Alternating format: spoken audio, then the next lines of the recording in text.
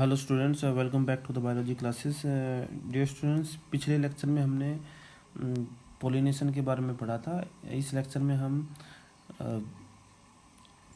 Fertilisation और post fertilisation events के बारे में स्टडी करने वाले हैं। So students, let's start our topic. सबसे पहले जब हम बात करते हैं पोलिनेशन की, जैसे हमने पिछले लेक्चर में पोलिनेशन के बारे में पढ़ा था, तो उसमें हमने सिंपली पढ़ा था कि pollination is the transfer of pollen grain from anther to the stigma. ये तो पोलन ग्रेन्स जब स्टिग्मा के ऊपर फॉल होते हैं, एक्चुअली जो पोलन ग्रेन्स जो होते हैं जैसे स्टिग्मा के ऊपर फॉल होते हैं, स्टिग्मा जो होती है थोड़ी सा स्टिकी होती है, उसके ऊपर वाटर कंटेंट होता है और उसमें थोड़ा सा जो है शुगर कंटेंट होता है, यानी कि मॉइस्चर प्रेजेंट होता है उसके ऊपर। जैसे ही पोलन ग्रेन स्टिग्मा से के ऊपर फॉल करते हैं तो जो पोलन ग्रेन्स हैं वो शुगर और वाटर जो है वो एब्जॉर्ब करते हैं, वो पोलन ग्रेन्स जर्मिनेट करते हैं और पोलन ट्यूब की फॉर्मेशन होती है। वो जो पोलन ट्यूब है वो सबसे पहले एंटर करती है स्टिग्मा में, ठीक है, वो स्टिग्मा में एंटर करती है और फिर वो पेनिट्रेट करती है स्टाइल में और फिर वो एंटर करती है ओवरी में, और ओवरी में से फिर वो एंटर करती है ओव्यूल के अंदर। तो सिंपल प्रोसेस है। तो जैसे ही पोलन ग्रेन जो है वो स्टिग्मा पर फॉल करता है, पोलन ग्रेन जो है वो वाटर एंड मिनरल्स जो है, वाटर एंड शुगर जो है वो एब्जॉर्ब करता है और उसका जो है वो फिर जर्मिनेट करता है, और जो पोलन ट्यूब है वो फिर एंटर का पोलन ट्यूब का फॉर्मेशन होता है, वो एंटर करती है इसमें स्टिग्मा में, स्टिग्मा से स्टाइल में, स्टाइल से ओवरी में, ओवरी से ओव्यूल में वो एंटर करती है। जो आपने पढ़ा था, जैसे पोलन ग्रेन का जब हमने स्ट्रक्चर देखा था तो हमने देखा था कि जब पोलन ग्रेन जो है वो 3 सेल स्ट्रक्चर होता है, उसमें 2 तो मेल गैमेट होते हैं और एक ट्यूब सेल होती है। तो जो पोलन ट्यूब होगा, जैसे ये जो पोलन ट्यूब है, ठीक है, पोलन ट्यूब जो है उसमें सबसे जो आगे है वो सबसे जो फ्रंट में जो होगा, सबसे आगे जो होगा वो ट्यूब सेल का न्यूक्लियस होगा, और उसके पीछे जो है 2 मेल गैमेट प्रेजेंट होंगे, और फिर पीछे पीछे कैलोज के प्लग बनते जाते हैं ताकि जो साइटोप्लाज्म है वो बैकफ्लो ना करे। अच्छा, ये जो पोलन ट्यूब है वो जैसे अगर मान लो स्टाइल जो है वो सॉलिड है, ठीक है, होलो नहीं है, तो क्या करता है कि जो पोलन ट्यूब है वो एंजाइम्स रिलीज करती है। वो एंजाइम्स जो होते हैं वो जो स्टिग्मा जो है उसकी जो सेल्स हैं उसको डिजनरेट करती हुई चलती हैं, और जो सेल्स जब डिजनरेट होती हैं तो जो न्यूट्रिएंट्स रिलीज होते हैं उन न्यूट्रिएंट्स को पोलन ट्यूब जो है यूज करती है अपनी ग्रोथ के लिए। और पोलन ट्यूब के जो पाथवे है उसको जो जैसे कैल्शियम आयन है, ठीक है, ठीक है, कैल्शियम आयन जो है वो उसके जो पाथवे जो है उसको डायरेक्ट करते हैं। तो सिंपल सी जो प्रोसेस है पोलन पिस्टल इंट्रैक्शन में, हम इस सारी की सारी जो भी इंफॉर्मेशन है वो सिंपली लिख सकते हैं। तो सबसे पहले जैसे ही पोलन ग्रेन फॉल करेंगे स्टिग्मा के ऊपर, तो पोलन ग्रेन्स एब्जॉर्ब करते हैं वाटर को और साथ में शुगर को, और फिर वो पोलन ग्रेन्स जर्मिनेट करते हैं, पोलन ट्यूब का फॉर्मेशन होता है, पोलन ट्यूब पेनिट्रेट करती है, एंटर करती है स्टिग्मा में, स्टिग्मा से स्टाइल में, ठीक है। और सबसे जो आगे जो होगा इसमें पोलन ट्यूब में ट्यूब सेल न्यूक्लियस होगा, पोलन ट्यूब जो है, और उसके पीछे जो है वो मेल गैमेट प्रेजेंट होंगे। 2 मेल गैमेट होते हैं, तो टोटल जो एक पोलन ग्रेन का जब हम स्ट्रक्चर देखते हैं मैच्योर पोलन ग्रेन का, तो उसमें 3 सेल्स होती हैं, एक ट्यूब सेल और 2 मेल गैमेट। सो हम सिंपली जैसे ही पोलन ट्यूब फिर एंटर करती है किसमें, ओव्यूल में, तो वहाँ पर फिर प्रोसेस चलता है ना फर्टिलाइजेशन। फर्टिलाइजेशन में सिंपल सा प्रोसेस है, जैसे हमने पीछे पढ़ा था कि फर्टिलाइजेशन में जो मेल गैमेट है वो फीमेल गैमेट के साथ फ्यूज़ करते हैं, ठीक है। और सिंपली जब हम देखते हैं जैसे पोलन ट्यूब यहाँ पर एंटर करती है, ठीक है, ये जो पोलन ट्यूब है सबसे पहले स्टिग्मा से कहाँ पर, ओवरी से किस में एंटर कर रही है, ओव्यूल में, ठीक है। इस पूरे फिनोमेना को हम साइफेनोगेमी कहते हैं। क्या कहते हैं? साइफेनोगेमी, ठीक है। अच्छा, यहाँ पर एक बात आपको और ध्यान रखनी है, जैसे पोलन ट्यूब जो है जब ओव्यूल में एंटर करती है, देखो सबसे पहले जब हमने क्या देखा था, तो अपना जैसे स्टिग्मा है, पोलन ग्रेन फॉल करता है, पोलन ट्यूब का फॉर्मेशन होता है, स्टिग्मा से स्टाइल, स्टाइल से ओवरी, और ओवरी से फिर जब पोलन ट्यूब एंटर करती है किसमें, ओव्यूल में, तो वो ओव्यूल में एंटर कर सकती है भाई या तो माइक्रोपाइल एंड की तरफ से एंटर करे, ठीक है, या चलाजा एंड की तरफ से एंटर करे, या फिर जो इंटेगुमेंट्स जो हैं उनके थ्रू एंटर कर सकती है, मतलब किसी भी साइड से एंटर कर सकती है। तो इसी बेसिस पे हम इसको 3 टाइप्स में डिवाइड करते हैं, on the basis of entry, mode of entry of the pollen grain. ठीक है, तो ये तीन टाइप का होता है। पोरोगैमी, अगर ये माइक्रोपाइल एंड की तरफ से एंटर करता है पोलन ट्यूब। फिर दूसरा कौन सा है, चलाजोगैमी, अगर चलाजा एंड की तरफ से एंटर करता है। और तीसरा कौन सा है, मीजोगैमी। ठीक है, तो नॉर्मली हम एग्जांपल देख सकते हैं, जैसे पोरोगैमी जो है लिली जो प्लांट है उसमें देखने को मिलता है। चलाजोगैमी जो है वो कैसुरिना के अंदर देखने को मिलता है। मीजोगैमी जो है वो कुकुरबिटा के अंदर देखने को मिलता है। ठीक है, तो किस तरीके से कौन से तरफ से एंटर कर रहा है पोलन ट्यूब, भाई ओव्यूल में। कहाँ पर, ओव्यूल में। अब माइक्रोपाइल एंड से कर रहा है तो उसको पोरोगैमी कहेंगे, चलाजा एंड की तरफ से कर रहा है तो उसको चलाजोगैमी कहेंगे, और अगर इंटेगुमेंट्स के थ्रू एंटर कर रहा है तो उसको मीजोगैमी कहेंगे। ठीक है, तो सिंपल सी है, इन तीनों को आपको अच्छे से याद करना है। अच्छा, अब जैसे ही जो ओव्यूल के अंदर पोलन ट्यूब एंटर करती है तो वो जैसे मीजोगैमी है या चलाजोगैमी है या ठीक है पोरोगैमी है, तो किधर से भी एंटर कर सकती है, लेकिन फिर वो जो पोलन ट्यूब है वो एंटर करेगी वन ऑफ द सिनर्जिड में। ठीक है, आप सिंपली डायग्राम यहाँ पर बैक पीछे वाला डायग्राम देख सकते हैं। तो अगर पोरोगैमी के यानी माइक्रोपाइल एंड से कर रही है तो डायरेक्ट एंटर कर जाती है सिनर्जिड्स में। अगर चलाजा एंड की तरफ से कर रही है तो पूरा वो एक पोलन ट्यूब है एंसल पूरे चारों तरफ से घूमकर फिर कहाँ पर, माइक्रोपाइल एंड की तरफ ही जाती है और सिनर्जिड में एंटर करती है। तो सिंपल सा बात है, तो पोलन ट्यूब जो है ओव्यूल के अंदर जब एंटर करेगा तो किसी भी साइड से एंटर कर सकता है ओव्यूल में, लेकिन वो सबसे पहले जब एंटर करेगा एम्ब्रियो सैक में, तो वो एम्ब्रियो सैक में जब एंटर करेगा तो वो करेगा सिनर्जिड्स के थ्रू। ठीक है, तो जब हमने एम्ब्रियो सैक का डायग्राम बनाया था, ठीक है, जब हमने एम्ब्रियो सैक का डायग्राम, तो सबसे पहले देखिए 2 सिनर्जिड बनाए थे, एक एग बनाया था, बीच में पोलर न्यूक्लियाई थी, और ऊपर जो चलाजा एंड की तरफ थे एंटीपोडल सेल्स। ठीक है, तो पोलन ट्यूब जब एंटर करती है तो वन ऑफ द सिनर्जिड में एंटर करती है।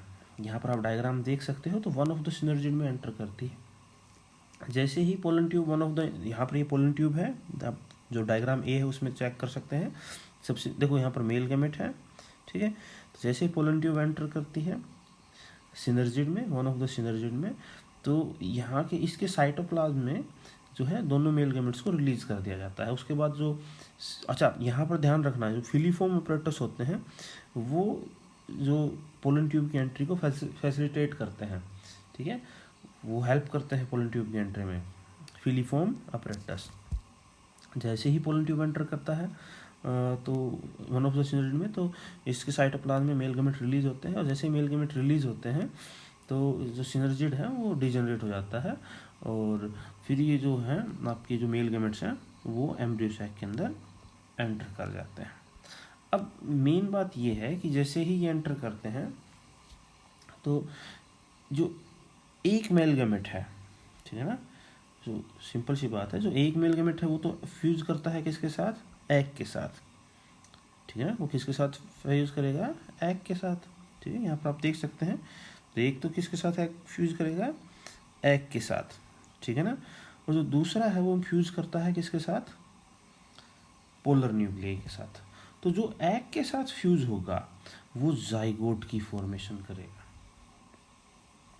और जो पोलर न्यूक्लियाई के साथ फ्यूज होगा वो प्राइमरी एंडोस्पर्म न्यूक्लियस की फॉर्मेशन करेगा। PEN, प्राइमरी एंडोस्पर्म न्यूक्लियस, ये 3N ट्रिप्लोइड होता है। ठीक है ना, इसकी प्लोइडी कैसी होती है, 3N, और जो जाइगोट कैसा होता है, 2N। देखो पोलर न्यूक्लियाई जो था वो N+N था, और एक मेल गैमेट फिर N+4 हो जाता है, तो टोटल कितने हो जाते हैं, 3N। और यहाँ पर जब एग था उसका जो प्लोइडी था N था, हैप्लोइड होता है। ठीक है, और फिर मेल गैमेट था वो भी हैप्लोइड होता है, तो जो जाइगोट बनेगा वो कैसा बनेगा, डिप्लोइड बनेगा आपका। अच्छा, इसी को ही हम डबल फर्टिलाइजेशन भी कहते हैं। भाई पोलन ट्यूब एंटर करता है एम्ब्रियो सैक के अंदर वन ऑफ द सिनर्जिड के थ्रू, तो जब एक मेल गैमेट फ्यूज होता है किसके साथ, एग के साथ। ठीक है ना, तो उसको हम क्या बोलेंगे, वो किसकी फॉर्मेशन करेगा, जाइगोट की फॉर्मेशन करेगा। ठीक है, और उसको हम सिनगैमी बोलेंगे। और दूसरा जो मेल गैमेट है वो फ्यूज करेगा किसके साथ, पोलर न्यूक्लियाई के साथ, तो किसकी फॉर्मेशन करेगा वो? प्राइमरी एंडोस्पर्म न्यूक्लियस की, ठीक है ना, तो उसको ट्रिपल फ्यूजन बोल लेंगे। तो सिंपल सा प्रोसेस है ये, ठीक है, और इस पूरे प्रोसेस को हम डबल फर्टिलाइजेशन कहते हैं, ठीक है। तो आपको अच्छे से इस पॉइंट को अच्छे से ध्यान रखना है, अच्छे से इसको याद करना है, ठीक है। अच्छा, अब जो प्राइमरी एंडोस्पर्म न्यूक्लियस है वो आगे चलकर एंडोस्पर्म की फॉर्मेशन करेगा, और जो जाइगोट है वो एम्ब्रियो की फॉर्मेशन करेगा। तो ये जो दोनों चीज़ें हैं हम नेक्स्ट अभी पढ़ेंगे, लेकिन उससे पहले एक छोटा सा टॉपिक है आर्टिफिशियल हाइब्रिडाइजेशन। देखो, प्लांट ब्रीडिंग के अंदर आर्टिफिशियल हाइब्रिडाइजेशन बहुत इंपॉर्टेंट रोल प्ले करती है। जैसे ये एक्चुअली ये कंट्रोल ब्रीडिंग होती है। नॉर्मली जो प्लांट है वो भी सेल्फ ब्रीडिंग भी शो करते हैं, सेल्फ पोलिनेशन भी पढ़ा था हमने, क्रॉस पोलिनेशन भी परफॉर्म करते हैं, लेकिन हम चाहते हैं प्लांट ब्रीडिंग में डिज़ायर्ड करेक्टर्स के प्लांट्स को ग्रो करना, ऐसे प्लांट्स को ग्रो करना जिनकी करेक्टरिस्टिक्स जो है वो बेटर हैं, जिसका ईल्ड अच्छा है ना, उनका प्रोडक्शन बहुत हाई है, ठीक है, बेटर क्वालिटी के फ्रूट्स अगर प्रोड्यूस कर रहे हो तो हम चाहते हैं कि बेटर क्वालिटी के प्लांट्स जो है उनको ग्रो करें। तो इसमें प्लांट ब्रीडिंग बहुत इंपॉर्टेंट रोल प्ले करता है, उसमें हम सेलेक्टिव ब्रीडिंग करते हैं, तो यह उसको हम बोलते हैं आर्टिफिशियल हाइब्रिडाइजेशन, ठीक है। इसमें क्या करते हैं, हम प्लांट्स को सिलेक्ट करते हैं, और यहाँ पर सिंपल सी बात है, तो इसमें सबसे पहले हम करेंगे इमस्कुलेशन। हम क्या करेंगे, जो भी फ्लावर है, भाई सिंपल सी बात है, हमने सबसे पहले 2 वैरायटी सेलेक्ट करनी है। भाई हमने सबसे पहले क्या करना है, हाइब्रिडाइजेशन में क्या करते हैं, सबसे पहले 2 प्लांट की वैरायटीज़ को सिलेक्ट किया हमने, ठीक है। अब उसमें क्या किया, एक प्लांट के जो फ्लावर्स हैं, ठीक है, जिसमें हमने क्रॉस पोलिनेशन करवानी है, उसके फ्लावर्स के एंथर्स को रिमूव कर देते हैं, ठीक है। रिमूव करेंगे तो इस प्रोसेस को हम बोलते हैं इमस्कुलेशन, ठीक है। और फिर उसके बाद उस फ्लावर को हम कवर कर देते हैं, तो उसको हम बोलते हैं बैगिंग। इमस्कुलेशन क्यों कर रहे हैं, ताकि क्रॉस पोलिनेशन परफॉर्म करने के लिए, यानी कि सेल्फ पोलिनेशन ना हो, सेम फ्लावर के पोलन ग्रेन सेम फ्लावर की स्टिग्मा के ऊपर जो है जर्मिनेट ना कर पाए, तो इसलिए हमने इमस्कुलेशन किया, हमने एंथर्स को ही रिमूव कर दिया। फिर उसके बाद हम उसको कवर कर देते हैं ताकि कंटेमिनेशन ना हो, बाहर से कोई पोलन ग्रेन्स उसको पोलिनेट ना कर दे। अच्छा, फिर हम क्या करेंगे, जो सिलेक्टेड प्लांट्स है दूसरा, उसके पोलन ग्रेन्स को क्या करेंगे, ट्रांसफ़र करेंगे उस जो जो हमने प्लांट सेलेक्ट किया था जिसके फ्लावर्स में इमस्कुलेशन की थी, उन फ्लावर्स की स्टिग्मा पर हम ट्रांसफ़र कर देते हैं, उसको हम बोलते हैं डस्टिंग। तो इस तरीके से हम 2 डिज़ायर्ड प्लांट्स की क्रॉस करवा सकते हैं। इस पूरे प्रोसेस को हम हाइब्रिडाइजेशन यानी कि आर्टिफिशियल हाइब्रिडाइजेशन कहते हैं, ठीक है, सिंपल प्रोसेस है। अच्छा, उसके बाद जब देखो, हमने फिलहाल जैसे सिंपली हमने क्या पढ़ा है, डबल फर्टिलाइजेशन के बारे में पढ़ा, ठीक है। तो जैसे ही फर्टिलाइजेशन हमने हुई थी, उसमें एक मेल गेमेट जो था वो किसके साथ फ्यूज़ करता है, मेल के एग के साथ, और दूसरा मेल गेमेट किसके साथ फ्यूज़ करता था, पोलर न्यूक्लियाई के साथ। तो जो मेल गेमेट के साथ फ्यूज़ किया वो किसकी फॉर्मेशन करता है, जो मेल गेमेट एग के साथ फ्यूज़ किया वो फॉर्मेशन करता है किसकी, जाइगोट की। और जो मेल गेमेट फ्यूज़ करता है पोलर न्यूक्लियाई के साथ वो प्राइमरी एंडोस्पर्म न्यूक्लियस की फॉर्मेशन करेगा। तो फिलहाल जो हम पोस्ट फर्टिलाइजेशन इवेंट्स की बात करते हैं, तो उसमें हम यही बातें हैं कि जैसे जो सबसे पहले एंडोस्पर्म की फॉर्मेशन कैसे होती है, ठीक है, उसके बाद जो है एम्ब्रियो की डेवलपमेंट कैसी होती है। तो जैसे जो एम्ब्रियो हैं और जो आपके एंडोस्पर्म हैं वो कहाँ पर प्रेजेंट होते हैं, यानी कि सीड की फॉर्मेशन कैसे होती है, फ्रूट्स की फॉर्मेशन कैसे होती है, ठीक है। तो वो आते हैं आपके पोस्ट फर्टिलाइजेशन इवेंट्स के अंदर, ठीक है। तो सबसे पहले हम पढ़ लेते हैं एंडोस्पर्म की डेवलपमेंट, ठीक है। अब सब पता है, देखो एंडोस्पर्म जो है बहुत इंपॉर्टेंट, क्योंकि ये जो है नरिशमेंट प्रोवाइड करता है डेवलपिंग एम्ब्रियो को, ध्यान रखना। एंडोस्पर्म की डेवलपमेंट एम्ब्रियो की डेवलपमेंट से पहले होती है, ठीक है ना। The development of endosperm precedes embryonic development, क्योंकि एंडोस्पर्म जो है वो नरिशमेंट प्रोवाइड करता है डेवलपिंग एम्ब्रियो को, इसीलिए उसकी डेवलपमेंट क्या होती है, पहले होती है, ठीक है। और जो एंडोस्पर्म जो है उसकी डेवलपमेंट जो है वो डिफरेंट टाइप होती है, यानी कि डिफरेंट टाइप की एंडोस्पर्म की डेवलपमेंट्स होती हैं।